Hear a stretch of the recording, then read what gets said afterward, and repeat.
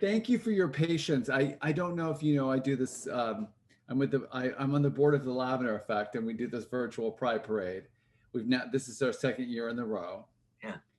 And last year, Alexander Billings hosted, and we had like 1 million celebrities. And I saw it. It was wonderful. Oh, you did? Okay. Anyway, so this year we're recording it as opposed to being live. Although Alec Mapa is the host, he'll be live, but everything else is being recorded, which is a lot easier to coordinate. But there's all the back and forth about just getting the content. But and it's a little less exciting in terms of, although Alec will be live in the moment, so that part's fun. But anyway, we just got a press request from KCBS, so I had to deal with that for a minute. Sorry. No, my gosh, yeah. Now we've got to all see this. This year, yeah, go on. I remember last year, everybody was like in their waiting room watching the whole thing, weren't they? Oh, yeah. Well, Lily and Bruce and... it was so funny because a lot of people just watched on Facebook Live, but if you were in the Zoom, then you got to see Lily sitting there for 4 hours, which was kind of insanely amazing. But I'm like, oh my God, we owe Lily what a sport. 4 hours she sat there. She's amazing. In so many ways. Every way. So how are you? Before we start all this jazz, what's up? I know, although that little snippet there could be used if you want. We can use whatever you want. I'm fine. As long as I don't pick my nose or do something stupid. Okay, I'll cut that out.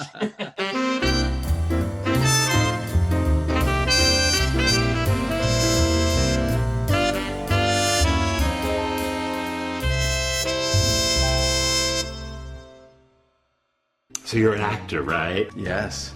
And you're very attractive. Thank you. Hey, man.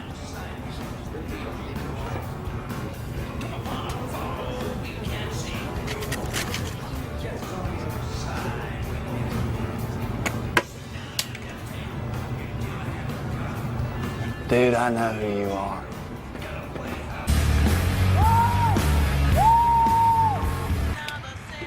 Hey, Smiley. Why don't you meet me down at the corner after your practice? Throw a couple of cold ones down. See how I feel. Word. Smoke?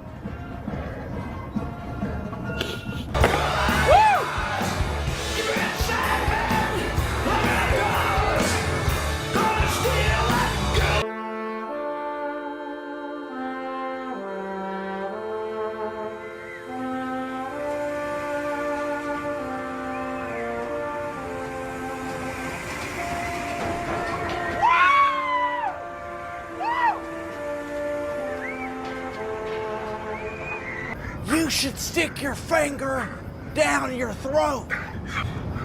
Make you feel better.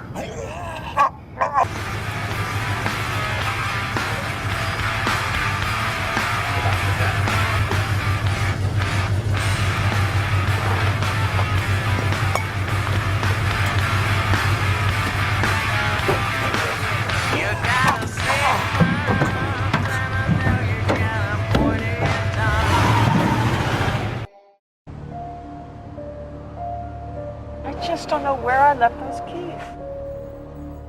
Here's your license now.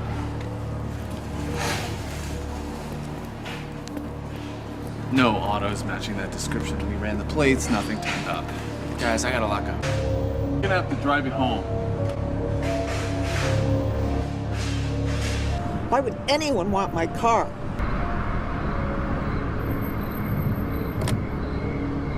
Ma'am, is that your car? Oh no! Don't worry about it, ma'am. It's okay.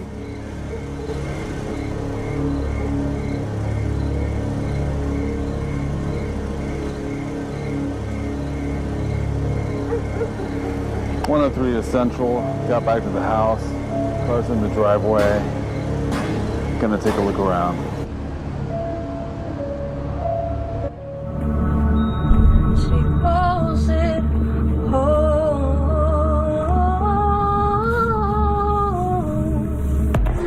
Room service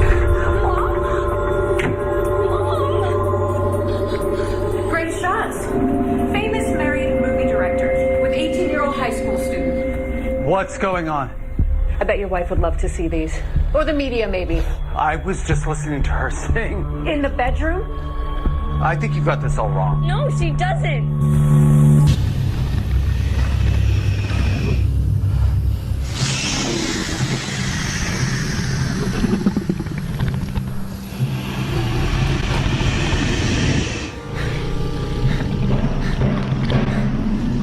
How are things in the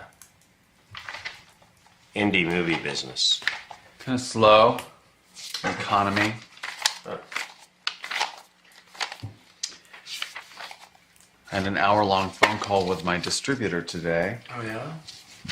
How'd that go? Didn't go like I hoped it would. They suggested I go with another distributor. Well, it all started when Laura got this email from someone at her church. Francine. And well, no, it wasn't. Well, that wasn't. Go ahead. Yeah, well, and so she showed it to me, and well, that's how it started. You can get rid of your crazy meds, but you have to take your heart medication. Laura, she said I don't. What are you talking about? No, I am not leaving. I am an American. And they completely edited it to make us look like There was just one part. Free market capitalism is in the founding documents of this nation. That's right. We are a Christian nation. It made Laura look like an idiot. Just think. Alan, you don't have to explain anything.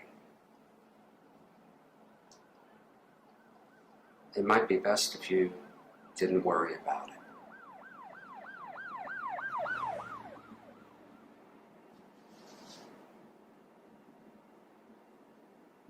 Did somebody say something?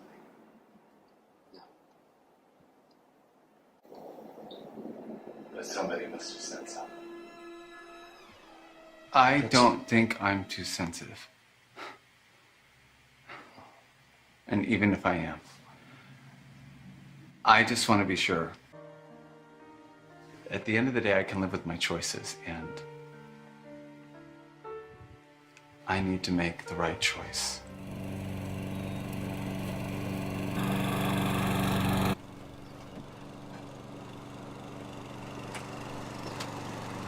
Your boss called. What? Your boss called. Thanks. You don't seem very worried. Like, oh! Maybe volunteering to speak was a bad idea. Roger, nobody expects you to do this. I need to. I just thought it would be easier when the time came. When I walked in here and sat in his place. I remembered so many things. What are you gonna say about him?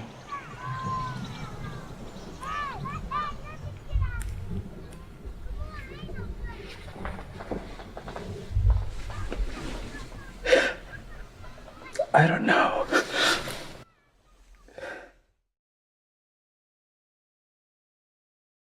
I did an interview last week with Lonnie Anderson. Nice. And she's so sweet. Oh my God, you know, and it was my first connection with her, but at the beginning, I'm still trying to, you know, I start doing this where we just come on and we start talking, and usually I would say, I do a little like, just on me for 10 seconds and introduce you, and then, but I'm starting more and more just to like jump into it. Okay, I love that. That's kind of the way it should be, I think, right? Yeah. It's like jump deep into the pool. My Chihuahua wants to jump. Actually, do you see Baby back there? Oh, what's his name? Her name? That's Baby the Chihuahua, and I'm gonna bring her by, and then I'm gonna let her down because she's like, I want off this couch now. So hold on. Oh, baby, this is our animal moment of the. Come here, baby. Of the Mel England. Baby. This is Baby the Chihuahua. Baby. And actually, when I did the cover for Plus magazine, you know, they had the feature article, and Baby was in one of the main shots with me. Oh my God. It was me and Baby. So she's a little star. Today, Meet the Biz with Baby. That's totally. And her assistant Mel, who picks up her poop.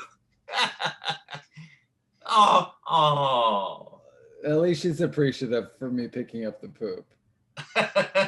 Thank you, baby. Today's episode, picking up the poop. Believe me, we could have 5 episodes. We could have a whole series about that. Oh my God. Everybody, Mel England. Yay! There it is. Did we say more? Are we done? I think no. This is what I was gonna say. First word that I thought of. I always think of a word to describe who's coming on, and the word that came, magnetic. Wow. Magnetic Mel. Wow, and I just thought that. it. I don't know. And then it's magnetic, handsome, powerful. Wow. And all of his projects seem to win awards. Well, yeah. I've been very lucky I feel like, David, I keep working somehow. And I'm always, it's not that I'm not at a stage of my life where I'm like, you know, if I go a spell without working, I don't necessarily freak out the way I used to when I was younger and stuff. Right. But I'm still pleasantly surprised. I'm always surprised that somebody's like, oh, hey, you want to do a thing? I'm like, great. Because for me, the greatest honor is that you could be in somebody's project, you know, like I recently, it's in post now. Well, actually, no, they completed it. I did a film with Billy Clift. I've done a few with Billy Clift now, which is kind of insane. Oh, it's wonderful. I mean, but we did a film about 3 gay men in the Holocaust, which is just kind of, you know, we all know, a lot of us know that there were gay, you know, the pink triangles in the Holocaust. But oddly, when Billy first talked to me about it, I thought he was just asking me to maybe read the script. I didn't connect.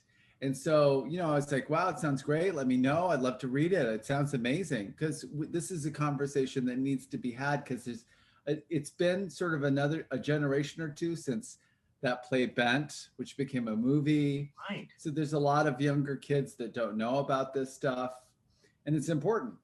So anyway, but Billy wanted to make a movie about these three gay men in the Holocaust that a guy in Simon had written in the UK. Anyway, so he sent it to me, and then like I read it and I sent it out. I wrote him back. I was like, wow, this is amazing. I love this. And then he was like, yeah, I want you to play this character. And I was like, oh, I didn't even know that.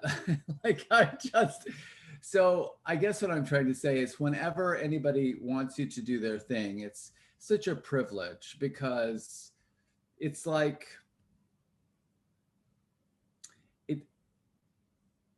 you know, years ago, I did a solo show in New York. I did a couple. And the thing is, when you do a solo show, it's just you, right? And you tell I always do autobiographical. I wouldn't play like 32 characters. I do myself. I do an autobiographical thing, right? But when I got back, I did my first solo show, and then a couple of years later, I was in LA, and I got like my first. I'd done a feature in New York, but I did another feature film, and it was about this guy's hometown, Little Big Top, which is about this circus. I saw the trailer for that. I have to watch that film. Oh God, you can see it. It was on Netflix when it first launched. It was on Netflix. Now I think you can watch it on YouTube, which is great. I love that. So anyway, when I got to this town to shoot this film, I sort of knew it was about Ward Roberts' hometown, but I didn't really get the extent of it until I got there. And I was like, oh my God, I'm making a movie about this guy's hometown. and Ward, who's like the sweetest guy ever. Yeah. You know, and so talented. And that's when I started to realize that the different characters in the film were based on people he actually knew. And I was like, oh my gosh, this is so deep and personal. And then I remember doing my solo show, and that's when it finally, like, somehow it connected for me, that like being in somebody's film is sort of like being in their solo show. You're just being another character. I don't know if that makes sense. Yes, it's like, it does. It's also personal. It's like somebody's heart. No, what was your solo show called? I did two. My first solo show was, I think this is, I mean, now the Paleolithic era in 2001, called Navajo Memoirs. And that was about my mother. My mother's Navajo and Pueblo. And then my father is obviously very, you know, Caucasian, English, Irish, Scottish. So, and so it was sort of exploring her and her identity, and also, you know, she struggled for years with alcoholism. So I was trying to sort of figure out, you know, what that story was. And so for me and for her, and it's a very deep sort of personal thing. And then a few years later, after I'd come out, after I did Little Big Top, I actually had a cancer scare. And that was in 2008. And I had to go for chemo and radiation at Cedars-Sinai, and I survived cancer. Actually, the same sort of thing that our friend Sherry Lewis is going through. Wow. So HIV at the time was, you know, there were so many things, but they were finding out there was a correlation with HPV. And so HPV can cause colon cancer, but oddly enough, I just had this thing like on my skin up near my tailbone. And so it started as a squamous cell carcinoma, and it sort of spread. And anyway, long story, without getting into the gruesome details, they caught it early enough, and I got chemo and radiation. I was fine. So when I survived the cancer, because I had done a different solo show that was not mine. Israel Horovitz, the playwright, had written a play about 9/11, and his personal solo show. So I had performed this in New York for the first anniversary of 9/11. Right. And so I had taken that up to the SUNY College in New York, the State University of New York in Orange. And so they had contacted me and they said, hey, you know, do you want to do a piece again this year? And I was like, sure. And they said, well, we're doing it about the environment. That's our theme. And I was like, okay. And I just came up with this title, Swimming with the Polar Bears. I thought that'll be the title. I'll figure something out. And so then I got cancer. And then I survived cancer. And then it's like January of the next year. And I'm supposed to do the play like in March or April or something. And I'm like, oh my God, I have to write a play. Swimming with the polar bears, extinction, you know, potentially dying, me having cancer. So that was the connection. Wow. And so you can write pretty quick, I see. Well, in that case, it's because it's autobiographical. So I just told my story of survival. Right. And then that incidentally became, because I was going into rehearsal with my director, Jill Andre, it may be about a week. And, you know, I suddenly called her up and I was like, Jill, I don't know how I do a story about surviving cancer and not talk about surviving HIV/AIDS. Because now I'm something like a 30-year survivor, but I almost died in 97. I said, I think I have to do that. And so suddenly I came out. Like I did my play, and that was my coming out as a openly gay. Well, everybody sort of, I mean, who knew? It wasn't a secret that I was gay, right? But being openly paused as an actor back then in 2009 was still somewhat radical. And I had even people tell me not to do it because, you know, they said, you know, you'll, whatever. I was at a point where I had just survived cancer and I was like, I have to be me. And how did it feel to be you? Oh my God, so liberating. So liberating. And honestly, you know what? I mean, I even talk about this year, the virtual Pride Parade. I really encourage more. I mean, now it's funny because it's over 10 years later, and more people have come out, not only about their sexuality, but also about their HIV status. Right. Billy Porter came out a couple of days ago. Right. Bravo, Billy. Like but it helps. Not only does it help other people, but there's this whole conversation about stigma. We need to end stigma. And it has been decreasing, I think, because of the drugs now. Now people could be undetectable and live forever and not transmit it to other if you get treatment. Do you think, this is a question, do you think this pandemic has changed the way people think about HIV and AIDS? Well, I hope so. I mean, I know for a lot of us in the AIDS, HIV, and gay community, we've all sort of been in a kind of a, I don't know, like a post-traumatic shock or something. This pandemic has certainly brought up so many memories for those of us who survived the AIDS crisis. Yeah. But I think also, interestingly enough, for the LGBTQ community, I feel like it's just clarified for me so much how we became such, I mean, sadly, we had to lose so many people, right?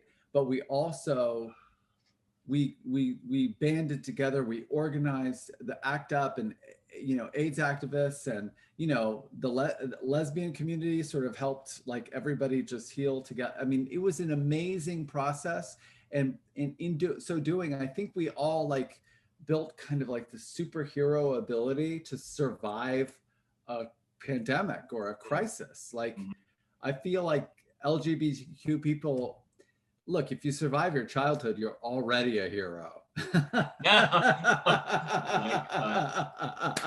But then, so, you know, I feel like it's something that, you know, we have a special, it should be on my resume at the bottom, special skill. Right. Oh my God. Oh, you mean special skills, surviving my childhood.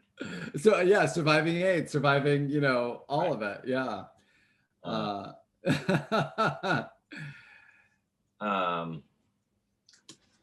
was I gonna say? I want to go back two things. I wanted to, first of all, go back to the Big Top. Yeah. Because you were talking about it was his personal story, but even from your demo reel, from the trailer, you were like, you know, I say this once in a while to certain actors, you're like an amoeba. You like, you get so into the character, and it was sort of like, you had this accent. I can't do it the way it was, but that was actually pretty good. Well, my mama's from Mississippi. Oh, that's all it is. That's what it takes. So I might have picked it up. I don't know. Yeah. But it seemed like did you do research for it? I did. I mean, well, so number one, it was Indiana. And so I actually sort of, before I went to set in Indiana, which, you know, was one of those things where you arrive and you start shooting that day, right? Yeah. So it's not like I had a lot of time on the ground. Right. But I had sort of done some research just listening to the way people talk. And oddly, I found out that there is a very big similarity from where I'm from, Texas, and that part of Indiana, you know, the thing that trips people up with accents often is they think it's about the sound. And I actually think it's more about the rhythm. You know, it's like music. It's like if you catch the right rhythm and the right intonation, you can sort of, you know, because some people think like, if I talk like this, I sound like I'm a New Yorker. And you just kind of sound like you're a New Yorker, like on, you know, methadone or something. That's not, right. Yeah. So you have to sort of figure out the rhythm. But I had a head start because I sort of, you know, based it on some people I knew back home in the day. Right. Right. I'm going to throw out a name. Yeah. Sally Kirkland. Oh my God. I love Sally so much. My goddess, she's like my film mother, because we're making, you know, years ago, I was supposed to make a movie with Sally. She's going to play my mom, and we're still trying to get that together. Yeah. But she ended up becoming like a second mom to me. She's literally, you know, the thing about Sally Kirkland, besides being like this amazing talent, like incredible that we all know, Yeah. like in something like 250 million films she's been in, and she's worked with everybody on earth. She is also, besides being the spiritual, like people don't sometimes know she's actually a reverend and all of that in her church. Besides that, she's like the godmother of independent film. I mean, literally, almost, she's made so many indie films with so many people over the last 30, 40 years. Like literally, she's helped so many. I feel like it's almost like, what's that thing, 6 Degrees of Kevin Bacon? Or Oh, right. Right. It's like everybody is like 2 degrees from Sally. I mean, it's literally everybody's 2 connected degrees to from Sally Sally Kirkland. Kirkland. I'm so serious. Yeah. Wow. And where did you meet? We actually met my friend Craig Chester. I don't know if you know Craig, if you've ever met Craig. He is one of my best friends. We met in Texas in the early 90s, late 80s. Anyway, I was going back to New York and he was incidentally going to Bronxville with his partner. He's ended up being an actor in a movie very famously known for his performance in an early gay indie film called Swoon. Yes. He got the Independent Spirit nomination for that. And then he ended up making a bunch of other movies. Let's see. I mean, I know there's Adam and Steve with Parker Posey and Malcolm Getz, and then there's a bunch of other ones. Anyway, but Craig is a dear old friend. And Craig made Adam and Steve, and Sally Kirkland played his AA sponsor in that. And so I met her at the premiere or somewhere. It may have been at the Ford Amphitheater. Anyway, I met her, maybe it was at Outfest, but I met her. And then actually, like the way it worked is that right after I had cancer, I had called, during that time, I'd been on the phone all the time with Craig. And I said, if I survive this cancer, I'm making that movie. So the day I called him up and I said, oh my God, Craig, it's great. I'm clear. And he said, so are you making the movie? Oh, right. Right. So I said, I guess I have to have a reading. And he said, and I was like, but I don't know. The actress is in New York and I don't know, who do I ask here? He said, call Sally Kirkland. And so I did. And I went over and I gave her a script. And I thought she's, the next day she called me. She's like, I love your script. I want to do it. Let's do it. Wow. So then we had a reading. And then sort of as time progressed, she became really a great mentor to me. And I just love her so much. Well, it's interesting how you put it out there in life. Whatever you want, it can manifest. It's very possible. And you're talking about what you went through, the stuff you went through, and it keeps on ringing that thing in my head is that 7 years ago I had a massive heart attack. Right. So I sometimes I do that because I'm like going, am I really here, or is this like the afterlife, or did I but I guess I am. But it is about surviving it and moving through it and going forward. I kind of learned it the hard way. I mean, that what you just said, manifesting, but also I think when you survive something like that, it gives you a little extra oomph about how to deal with a crisis. Because I got diagnosed when I was so young, I was 20 years old.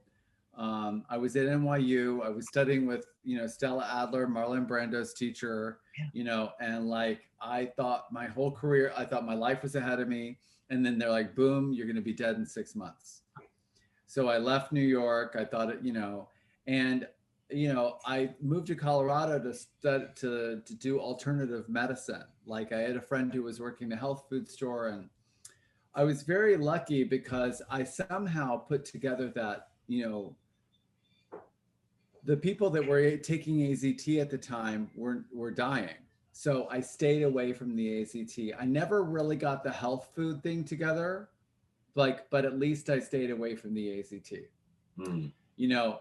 On any given day, I'd wake up and think I'm gonna, do granola and like be homeopathic and do some, alternative medicine. And then like I would smoke a cigarette and go, oh no, and then I'd smoke a joint to calm down, and then the next thing you know, I was at the bar that night. It was always tomorrow, but that's how I am with C's Candy. I get it.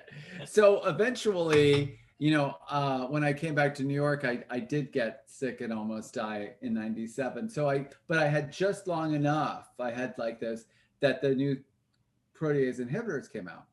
But during that time, I was so determined. And this is the thing, that even though some of the things I was doing on the outside, like the smoking, like the drinking, like the, you know, was sort of, you know, not with what my mind and heart really wanted.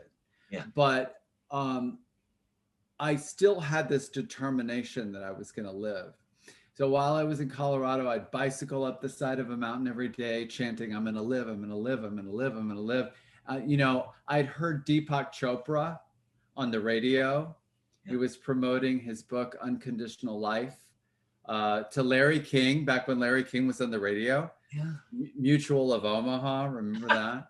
And anyway, but he was promoting his book, Unconditional Life, and he wrote, and he said, I am an infinite field of potentiality. And I heard that, and I wrote it down on a piece of notebook paper, and I put it over my bed. And I just desperately believed, I'm going to live, I'm going to do this. And somehow that determination, I feel like that's at the core. You have to want to live. You know what I mean? I'm not saying that the people who died didn't want to live. Of course not. But there, you still have to like want to get up out of bed every day. How has your art, how has your acting changed since this all happened? You know, that is a really good question. I don't think anybody's ever asked me that. And the thing is that after I almost died of AIDS, about 6 months later, I realized I had to get sober from drugs and alcohol. Mm-hmm. And that was sort of that sub thing that was kind of my demon voice trying to kill me, you know? So, and so when I got sober, all of a sudden, all my stuff from that childhood, from the other, you know, growing up gay in Texas, all that stuff, suddenly it all started coming up and coming out. And you realize, no wonder I was running away. I had a lot of stuff I was running away from. So when that stuff started coming up and coming out of me, at the same time, I started going back to study at Terry Schreiber in New York, who's, you know, like Ed Norton, Betty Buckley, all these people have worked with Terry over the years, and he's a genius acting teacher. But Terry, you know, started allowing me to like let all this stuff out of me. And that's when I realized, I was like, oh my God. I mean, I don't want to be pejorative against myself, but it's almost because I had been living in the kind of construct of who I thought I was, with all the booze and the, you know, drugs. And so I was a fabrication. So the people I played, it was almost like, oh, if I was a human being in this situation, I would feel like this. And so I would craft an idea of what it was versus learning how to just be, which is, of course, what we do as actors. Yeah. You know this. So I mean, I'm not saying everybody has to get sober, but for me, getting sober was realizing there was a layer of the mask that got to come off. And soon thereafter, I started working in film and TV. And that makes sense to me because, you know, you can't have much of a mask when you're working on camera in that way. You know, I think on stage, it's sometimes easier to get away with that stuff, right? But not so much. I mean, I just feel like it made me a better actor. Yeah. Yeah. Well, I tell you, I mean, everything, again, I was looking through your work this morning and I was just sitting there watching, God, I have to watch this movie now and I have to see that movie. And it's like, do you have a favorite role that you played, or are they all like? Man. I know that's all. They're all my children. Yeah, no, it is kind of like that. You know, I think for various reasons. I mean, one of my favorite roles was actually, you know, playing Ron and Laura Take Back America, which was, of course, you know, I made that movie, but it's not because, Janice and I made the movie ourselves and co-wrote it and we did everything. Like, it was like the little movie that could, but it was also getting the chance to play an anti-hero, somebody that is so sort of twisted and confused and, and to try to have empathy for somebody that maybe normally I would not have empathy for. Yeah. Yeah. So I really love those kinds of challenges. And you did bring that to that. You really made that character exactly what you said. You have empathy for this character because, what a perfect timing for that film to come out. Oh my God. We were so appreciative. We didn't even know. I mean, we saw, of course, and it came out literally the week that Hillary lost. And so then we were like, oh my God. And then it's, we're actually in the process of talking about sort of, I forgot what you call it now. Oh man, industry buzzwords, relaunch, re-release. Yeah. Doing a re-release of the film. We wanted to give enough time post, everything we've just been through for things to settle down and sort of then be able to take a look back and see, like, this is where it all began, because there was this Tea Party movement. And what seemed so innocent, like when we were making the film, we kind of thought it's not that we thought it was funny. There were some very dark things in the movie, but at the same time, I don't think we ever thought it would explode into what we've seen. Yeah. So, sadly, I don't think that we even thought that.